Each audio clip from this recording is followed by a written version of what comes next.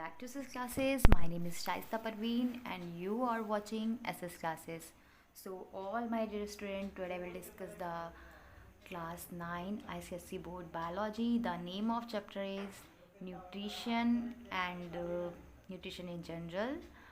Unit number 5 human anatomy and physiology, chapter number 10.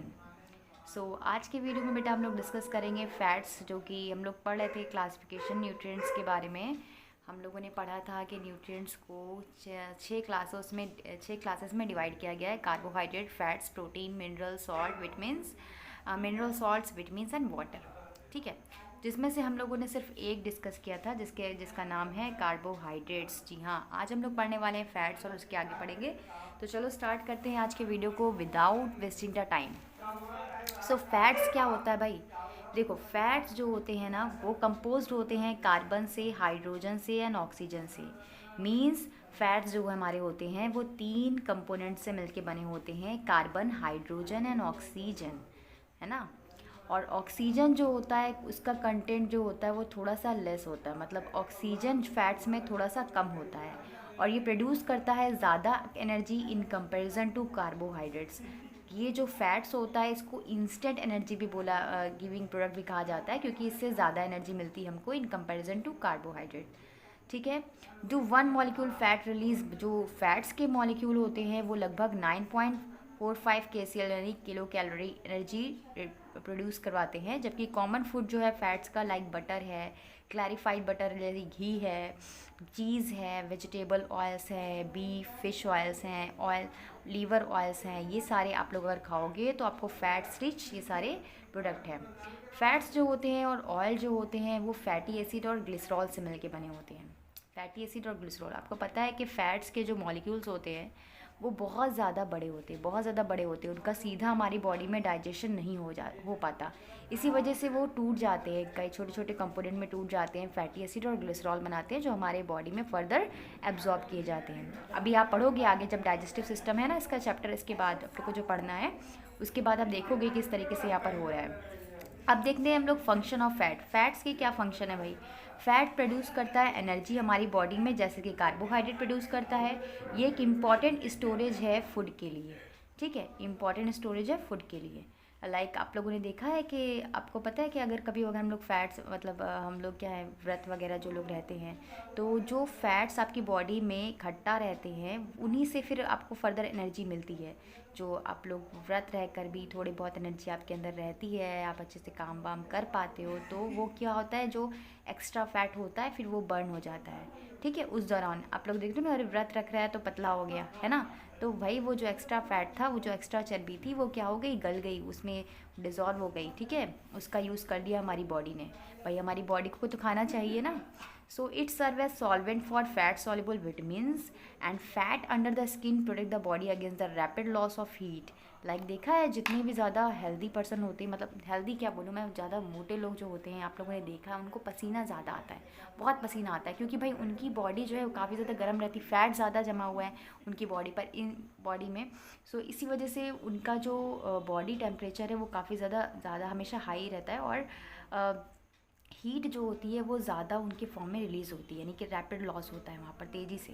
देखिए ऐसे लोगों को ज़्यादातर प्रॉब्लम रहती है पसीने वगैरह की, बहुत ज़्यादा, जो बहुत ज़्यादा मोटे वगैरह लोग रहते हैं ना, उनको भाई पसीने वसीने की ज़्यादा प्रॉब्लम रहती है ना, क्योंकि भाई उनकी बॉडी में बहुत ज़्यादा स्वीट ग्लैंड प्रेजेंट है और यहाँ पर रैपिड लॉस हो रहा है हीट का, यानी कि हीट जो है वो तेज़ी से लॉस हो रही है, इस वजह से वहाँ पर इंसुलेशन का काम करती है एक तरीके से वो। ठीक है, उन लोग को थोड़ा ठंडा भी कम लगेगा भाई, जिसके अंदर फैट ज़्यादा है उसको ठंडा थोड़ा कम लगेगा। चलो, अब तीसरा हमारा है क्लासिफिकेशन ऑफ न्यूट्रिएंट्स में प्रोटीन्स के बारे में बात करें तो प्रोटीन्स लार्ज केमिकल्स मॉलिक्यूल होते हैं।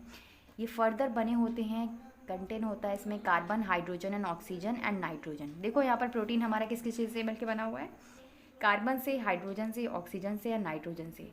नाइट्रोजन सबसे ज़्यादा इसेंशियल एलिमेंट्स है प्रोटीन्स में। कुछ प्रोटीन्स जो होते हैं उनमें सल्फर एंड फॉस्फोरस भी प्रेजेंट होता है। ये सारे एलिमेंट्स आप लोग पढ़ चुके हो, केमिस्ट्री में पढ़े होंगे आप लोग। अमाइनो एसिड लाइक प्रोटीन्स जो है स्मॉलर यूनिट होता है प्रोटीन का, यानी कि जो हमारा प्रोटीन होता है ना उसको भी हम लोग सीधे डाइजेस्ट नहीं कर सकते, उसको भी वो भी टूटता है सिंपल फॉर्म में, जिसको सिंपल फॉर्म जो होता है ना प्रोटीन का उसको हम लोग बोलते हैं अमाइनो एसिड। ठीक है, ये याद रखना आप लोग।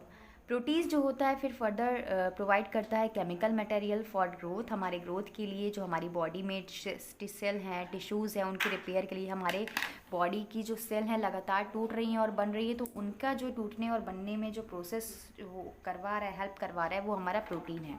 ठीक है, तो प्रोटीन हमारी बॉडी के लिए एसेंशियल है because of growth and repair of body cells and tissues in the time of emergency time में ये क्या करता है भाई, अगर बहुत ज़्यादा ज़रूरत होती है तो ये हमारी शरीर में एनर्जी को भी रिलीज़ करवाता है। They may to be oxidize to release energy. ठीक है, ऑक्सीजन का यूज़ करके ये एनर्जी को रिलीज़ करवाता है। कुछ फूड रिच प्रोटीन्स है जिसमें फूड प्रोटीन प्रेजेंट होता है, उसमें कौन कौन से इंक्लूड हैं, लीन मीट, फिश, एग, ठीक है, चीज़ है, नट है, पीस है। और डिफिशियंसी अगर हो गई प्रोटीन की, भाई अगर प्रोटीन की कमी हो गई तो आपको वीकनेस लगेगी, और बहुत सारे जो है डिफिशियंसी कॉज होते हैं यहाँ पर, जैसे क्वाशियोरकर एंड मेरेस्मस सबसे ज़्यादा पॉपुलर है डिफिशियंसी ऑफ प्रोटीन से। मतलब प्रोटीन की कमी से क्वाशियोरकर और मेरेस्मस डिजीज़ भी होता है जो कि बच्चों में होता है। क्वाशियोरकर को हम लोग हिंदी में सूखा रोग कहते हैं, हिंदी में इसको नाम है सूखा रोग। ये सीवियर प्रोटीन डिफिशियंसी है, मतलब काफ़ी ज़्यादा जो है इसमें प्रोटीन की कमी हो जाती है। और जो अफेक्टिंग चिल्ड्रन होता है, जो मतलब बच्चा जिसको ऐसा क्वाशियोरकर हो जाता है, उसमें क्या होता है कि उसका मेनली जो है वेट लॉस बहुत तेज़ी से होता है। और ऐसे किस बच्चों में होता है मेनली, देखो ऐसे बच्चे जिनकी माँ उनको जो है फीड नहीं करवाती है, जिनकी माँ उनको ब्रेस्ट फीड नहीं करवाती, क्योंकि बच्चों को आप जानते हो सबसे ज़्यादा ज़रूरी उनके लिए माँ का दूध है ना।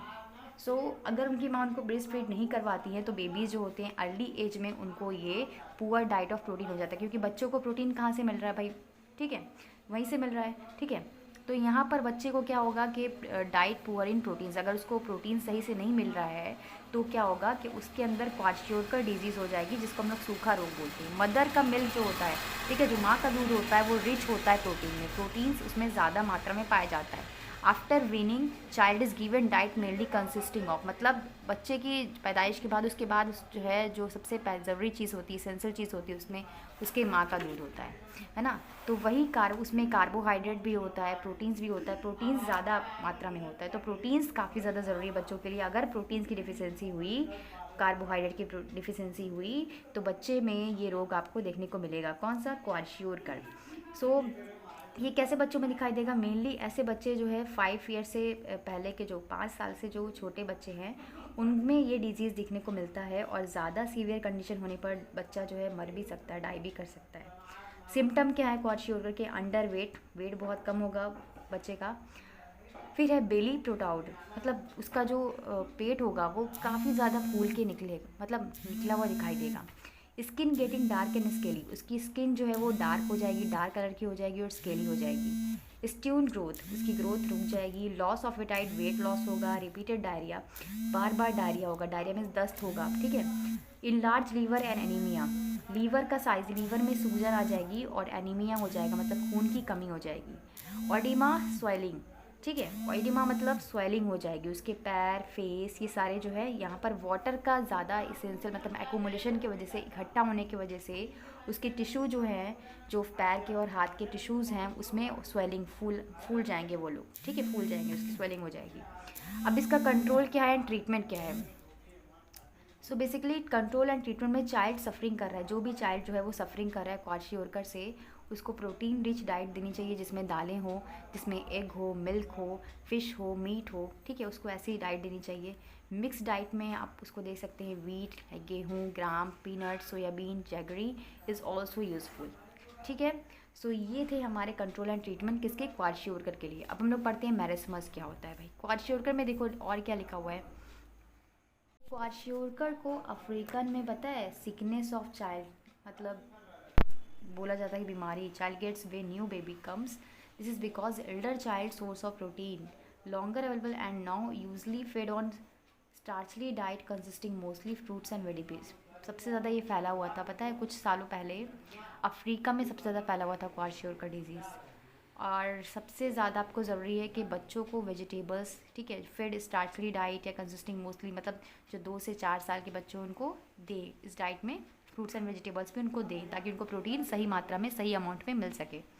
नेक्स्ट है मैरिस्मस। मैरिस्मस यूजली अफेक्ट करता है infant below the age of 1 year, यानी 1 साल से छोटे बच्चों को ये अफेक्ट करता है due to the deficiency of carbohydrates and fats. याद रखना ये 1 नंबर के मार्क्स में आता है क्वेश्चन के जो है क्वाशियोर्कर किसी कमी से होता है, तो आपको याद रखना है प्रोटीन एंड कार्बोहाइड्रेट की कमी से होता है। एंड मैरिस्मस पूछा जाएगा तो आप लोग को लिखना है कार्बोहाइड्रेट्स एंड फैट्स की कमी से एंड प्रोटीन की कमी से, ठीक है, डाइट में। यहाँ पे तीनों चीज़ें जुड़ गई हैं।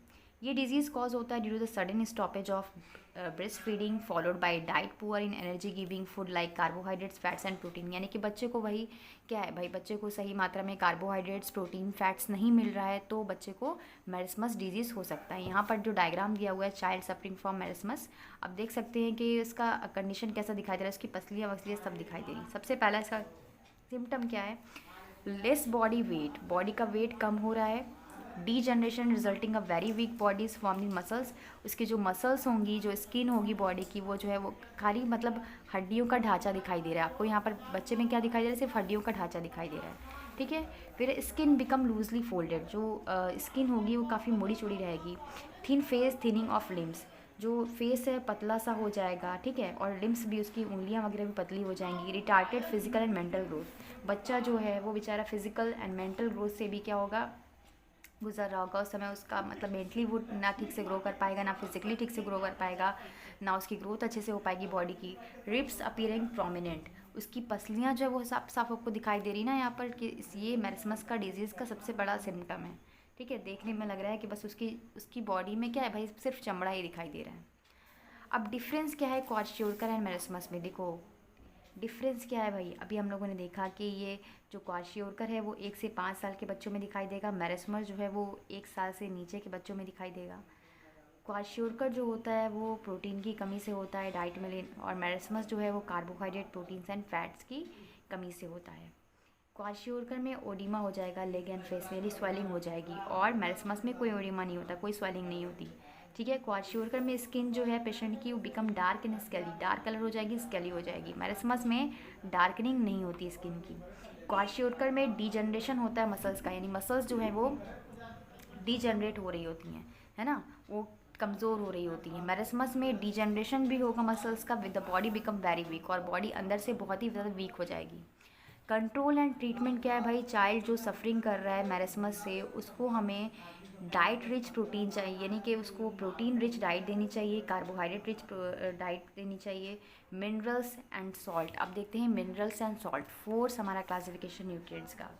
तो मिनरल्स एंड सॉल्ट नीडेड होते हैं डाइट में स्मॉल क्वांटिटीज़ में, लाइक बहुत छोटी क्वांटिटी में। तो ऐसे न्यूट्रिएंट्स जो हमें कम क्वांटिटी में चाहिए होते हैं उनको हम लोग बोलते हैं माइक्रो न्यूट्रिएंट्स, ठीक है। Table salt contains mainly sodium chloride, बहुत सारे अदर मिनरल एलिमेंट्स हैं जो ऑब्टेन होते हैं बहुत सारे फूड स्टफ के, ग्रीन वेजिटेबल्स, फ्रूट्स। कुछ इंपॉर्टेंट मिनरल्स एलिमेंट्स हैं जो हमारे न्यूट्रिशन वैल्यू में शामिल होने चाहिए, जैसे कैल्शियम एंड फॉस्फोरस जो हेल्प करता है strengthening the bones and teeth, है ना। बोलते हैं ना कि कैल्शियम रिच फूड नहीं खाओगे तो दांत जो है कमज़ोर हो जाएंगे, दांत टूटने लगेंगे जल्दी से। Calcium is also required the process of clotting of blood, calcium एक फैक्टर है जो प्रोवाइड करता है हमारी ब्लड की क्लॉटिंग में, ब्लड क्लॉटिंग फैक्टर भी प्रोवाइड करता है कैल्शियम, ठीक है। फॉस्फोरस रिक्वायर्ड होता है बहुत सारे केमिकल प्रोसेस के लिए, like production of chemical energy, है ना, एटीपी आप लोग जानते हो, adenosine triphosphate during the cell respiration, cell के रेस्पिरेशन में जो कि हेल्प करता है। रिच सोर्स, कौन कौन से रिच सोर्स है जिसमें आपको कैल्शियम एंड फॉस्फोरस मिलेगा भाई, मिल्क है, मीट है, एग है, फिश है, पल्सेस है, वेजिटेबल्स एक्सेट्रा, जी हाँ। फिर है आयरन, आयरन जो है वो बहुत ज़्यादा रोल प्ले करता है हीमोग्लोबिन की फॉर्मेशन में। अगर आयरन की कमी हो जाती है तो एनीमिया रोग हो जाता है। सोर्स क्या है इसका, green leafy vegetables, liver etcetera, ठीक है। आप लोगों ने सुना है ना, हीमोग्लोबिन की कमी हो जाती है यानी खून की कमी हो जाती है तो उसमें ग्रीन वेजिटेबल्स और आयरन रिच सप्लीमेंट देने चाहिए।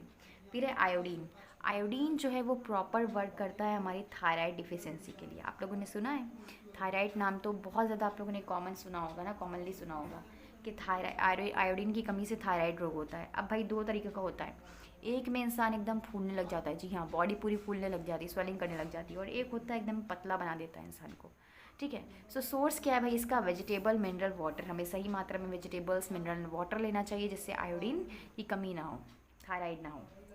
फिर है potassium and sodium, potassium and sodium भी नीडेड है for the cell permeability specially the nerve source most food in table salt. Potassium and sodium हमारी बॉडी में जो हैं वो रेगुलेट मेंटेन करते हैं वाटर का, सॉल्ट का, स्पेशली नर्व सेल में ये हेल्प करते हैं। इनका सोर्स क्या है भाई? Most food and table salt, मतलब ना खाने वाले नमक में और फूड्स में पोटेशियम एंड सोडियम प्रेजेंट होते हैं। अब यहाँ पर आपको एलिमेंट दिए गए हैं, एसेंशियल एलिमेंट, वो किससे मिलते हैं, उनका सोर्स दिया हुआ है, फंक्शन दिया हुआ है, क्या फंक्शन है, कौन कौन से डिजीज़ हो सकते हैं। सबसे पहले बात करते हो कैल्शियम की कमी से रिकेट्स होता है भाई, रिकेट्स यानी हड्डियाँ कमज़ोर हो जाएंगी, है ना। फिर है हमारा माइक्रोन्यूट्रिएंट्स में आता है आयरन, आयरन की कमी से एनीमिया होता है, मैंने अभी अब बताया आपको, है ना। और आयोडीन की कमी से होता है ग्वाइटर यानी कि घेंगा रोग, जिससे गले की हड्डी जो मांस होता है वो बढ़ जाता है, ठीक है। अब हम लोग पढ़ेंगे विटामिन्स। विटामिन्स की कमी से भाई क्या क्या होता है। विटामिन